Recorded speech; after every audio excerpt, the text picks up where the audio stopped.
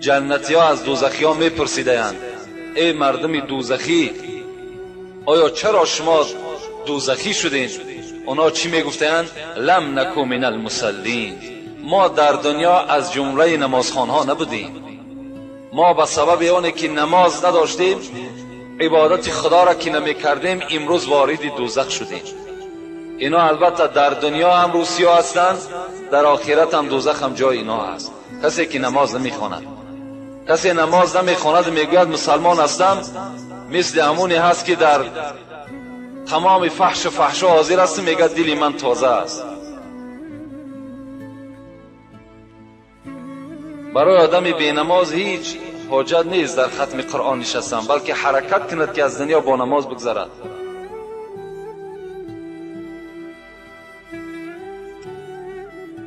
السلام علیکم بابای داملا، از شما التماس سوالهای ما را جواب گردانید. سوال: من مرغ نان دادم، گفتن اوبال است، آیا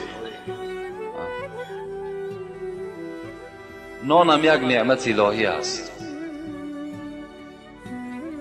احترام کردن هر یک نعمت الهی هم برای ما و شما ضرور است. هر نعمتی را که ما و شما میخوریم، خواه نان است، خواه از کدام نوع خوردنی که نباشد، البته نعمت الهی که شد، او را باید که ما و شما چیکار کنیم؟ شکر و سپاس کنیم، از جانب خداوند بدانیم و به احترام اونها برسیم. لکن نان دادن مثال در مرغ ممکن که سببش همین باشد که مرغ که مثال جانوری هست که همون نان هر طرف میپرتاید، تیت میکند، ممکن از همین خاطر البته گفته باشند اوبال است. لکن ما و شما گاو میتیم، سگ میتیم، اوبال نیست. مثال در مرغ دادن چی جای اوبال است؟ مادامی از ما و شما زیاتی باشد، مادامی که مثال او را خورده که نشود، دادن در مرغ است، در سگ است، در گاو است، هیچی اوبالی هم نداره. آخه چی اوبال است؟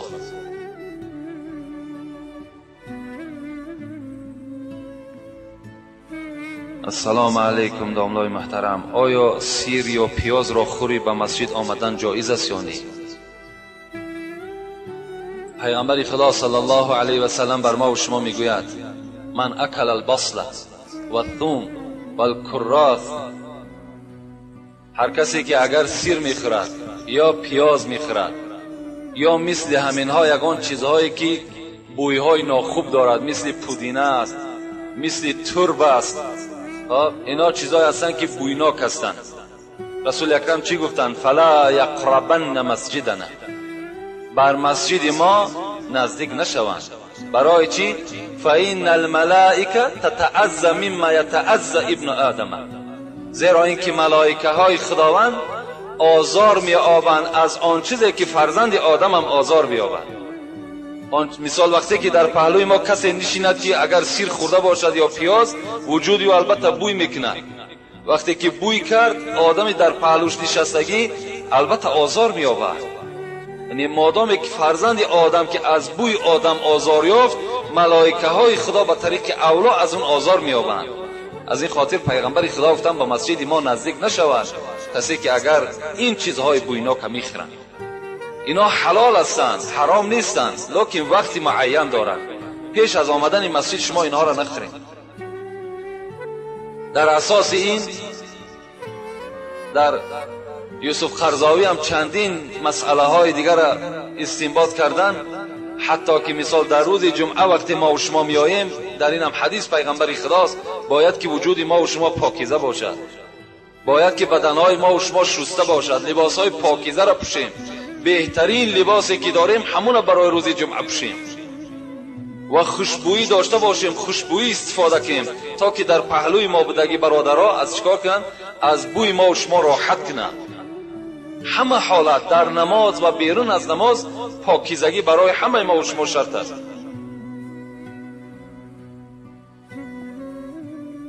السلام علیکم داملای عزیز، سگ بلوچک میکشد، چی خاصیت دارد؟ آدمان میگویند که خاصیت بیزیب دارد. خواهش میکنم که به ما فهمونید. راستی بار در حدیث ها دیدیم که وقتی اگر خر هنگس میزند، پیغمبر خدا گفتند که شما لا حول ولا قوت الا بالله العلی العظیم بگویید. و سوی خدای خود پناه طلب کنید، زیرا که خر شیطان دیده آواز میزند. لیکن در بلوچوکی سگ راستی بار من ندیدم چیزی در حدیث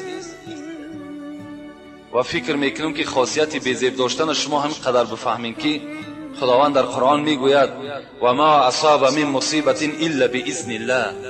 هر مصیبت، هر خاصیتی بد است، بیزیب است، خوب است به سر شما می آید، همه از جانب الهی می آید. فقط و فقط هر چیزی که می بینید شما از خدا ببینید. کل شیء بالقدر، همه چیز به تقدیر الهی است. سگ بلوچک میکشد و ما و شما باز یک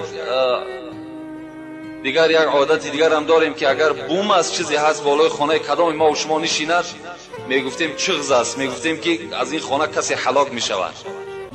بیاییم که حتی چنان یک عقیده های پوسیدگی داشتیم که حتی چهارمغزی که از خانه بلند میشید میگفتیم صاحب خانه را هلاک میکند. باور که همین چیزا در یاد ما هستند و حتی آدمی را در یاد داریم که همون چهارمغز کلان بریدن برای که صاحب خانه را چکار میکند؟ هلاک میکرد است. اینا در شما باور نکنید. امروز همین عقیده ها در وجود ما و شما جا گرفته است. اینا همه شرک به خدا هستند. حتی بین ما و شما در نزد دروازه ها ما نل کشال میکنیم، خرسندی در خانه میارن. از کجا خرسندی به خانه میارن؟ از دست یک آهن چی میآید آخه؟ یا در دست مثال کودکاتون، در گاورهای کودکاتون، در بدنهای بعضی آدم کلان موره چشمی را میبینید، از چشم نگاه میکنن. اونا قدرت ندارن آخه. شما با اینا دیگر فریفته نشین. شما یگانه فقط از خداوند ببینید. هر ضرر زیانی که میآید فقط همون ذات میارد. این موره چشمی چی از خودش آخه؟ با بعضی ملا شرم را کردم را چی آیتی میخواند میتد که برده در خانت کشال کن، البته از چشم شما را نگاه میدارد. از چشم شما را آیت های قل اعوذ برب الفلق، قل اعوذ برب الناس بخوانید، آیت الکرسی بخوانید، در وجود خود چکار کنید؟ دم کنید، ان شاء الله از کل آفات شما را اینا نگاه میکنند. آیت قرآن شفا است. با اینا هیچ وقت باور نکنید.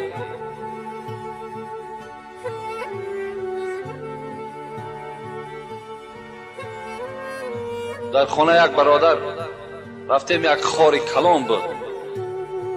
یک خاری کلانی هست که همتا دروازه همون بری بالا در کشال کردگی این خرسندی میارد برای خانه. وقتی که خرسندی که بیارد شما سوره اخلاص، سوره فاتحه میخونین، ایاک نعبد و ایاک نستعین. پس شما ای چی هستید؟ ای پروردگارا فقط من تو را بندگی میکنم و فقط از تو مدد طلب میکنم. مادام این آیت شما میخونین، پس وقتی که ناله، خاره، موره چشمی است، اینا را وقتی شما برای مثال حمایه اختون استفاده میکنین، در کجا دیگر بندگی میشود؟ با اینا دیگر فریفته نشین، با اینا داده نشین. اینا از اسلام نیستند.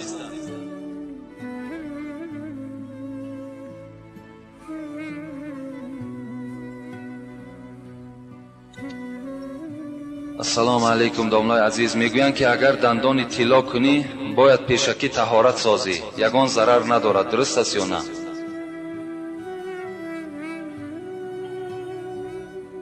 دندان طلا را برای دندان طلا ماندن طهارت پیش و پسش شرط نیست. اگر ضرورت باشد جایز است. اگر ضرورت باشد جایز است. لیکن اگر برای زیب زینت باشد قطعاً حرام است. اگر برای زینت کنین همین دندانهای سالمی که دارین همینا را مثال اره کنین، معده کنین، دندان کنین، این 100% حرام است. حتی در عبادت‌های شما چی است؟ کراهیت پیدا میکنند. لیکن اگر ضرورت باشد باکی ندارد. برای این طهارت پیش پس هیچ لازم نیست دیگر. دامنای عزیز، پدر و مادر من جدا شدند. ما با پدرم هستیم. او نمیخواهد که ما با مادرم واخوری کنیم. میگوید که اگر واخوری کنید عاق میکنم. ما با مادرم واخوری کردیم، او فهمید. ما را به خانه راه نمیدید. چیکار کنیم؟ اکنون عاقی که او پدر میکند عاق صورت دارد. در هر یک صورتی که فرزند متر عاق میکنم عاق نمیشه بچه. تو پیش مادرت نره، او مادری که او را زاید است، مادری که از پدر چندین برابر حقش بلند است، چرا پیش او نرود؟ رسول اکرم وقتی نزدش آمدن گفتن با کی خدمت کنیم؟ رسول الله چی گفتن؟ امک ثم امک ثم اباک. چرا 3 بار پیغمبر خدا نامی مادر مادر مادر بعد پدر؟ چرا پیش مادر نرود؟ فرزندش است، حق دارد که پیش فرزند می رود، پیش مادرش می رود، رفته زیارت میکنن. اگرچه عاقش هم که کنی عاق نمی شود. عاق برای آن که فرزندت نماز نخواند، عاقش که مثال در راه خدا نباشد. این چی است که هر یک کاری ده که اسلام با او جانبدار باشد و تو زیدی او ببرای با عاق کنی، این عاقت عاق ندارد، چی معنی هم ندارد.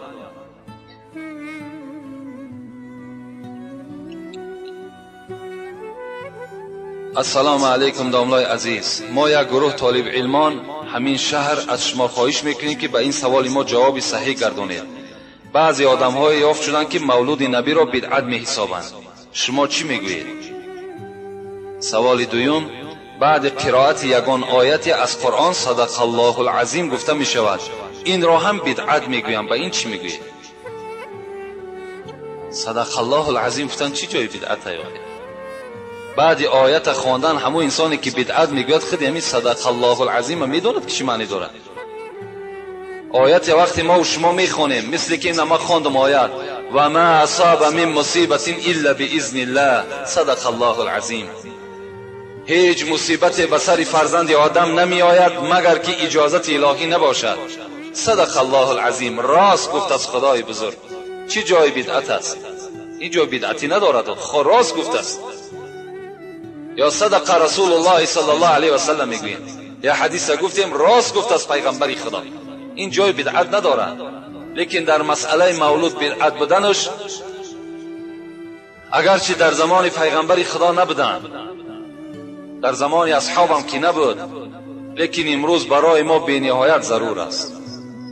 اگر خالی از منکرات باشد، خالی از بزم و بازی و خالی از آن حرام کرده های خدا باشد مولود، این باکی ندارد. آخه رسول اکرم وقتی سئل رسول الله صلی الله علیه و سلم وقتی از پیغمبر خدا چی پرسیدن؟ مل ایمان، ایمان چیست؟ رسول الله چی گفتن؟ تطعم الطعام. گفتن پیغمبر خدا که دادن طعام است. ای الاسلام خیر، کدام اسلام بهترین است؟ باز رسول الله چی گفتن؟ اطعام الطعام، باز دادن طعام است. پیغمبر خدا ایمان و اسلام به دادن طعام هم چی کردن؟ حواله کردن. حالا که مولود نبی دادن طعام است و شنیدن امر معروف و نهی از منکر است، چی جای مثال دیگر نامشروعی دارد؟ باکی ندارد، بلکه فضل است. امروز خوش به حال او برادرایی که مثال یک موعظه را تشکیل میکنند و عالما را دعوت میکنند به گوش مردم سخن خدا و پیغمبر را میرسانند، این جای بدعت است. آیا بدعت نه تویای است که هیچ معنی ندارند؟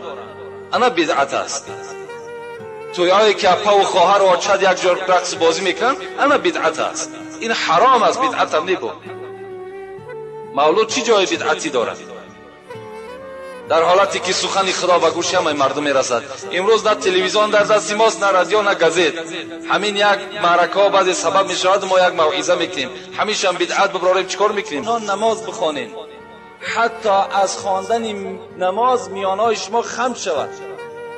چنان روزه بگیرین که حتی از روزه بسیار گرفتن شما مثل زیواری باریک شین، تاری زیواری باریک شین. خداوند از شما این نماز و این روزه را قبول نمیکند تا وقتی که شما پرهیز نداشته باشین. تا وقتی شما پرهیزکار از حرام کردهای خدا نداشته باشین، این نمازهای شما در نزد خدا قبول نمیشه. نماز میخواند زنا میکند، نماز میخواند عرق مینوشد، نماز میخواند موسیقی مینوازد، نماز میخواند رقص بازی میکند. این چگونه نماز است؟ نمازی که تو از این کارها که من نکرد، این در نزد خدا نمازی تو نماز نمیشه. نماز همون نمازی هست که تو از تمام جمعی کارهای بد راه میگیرد، منت میکند.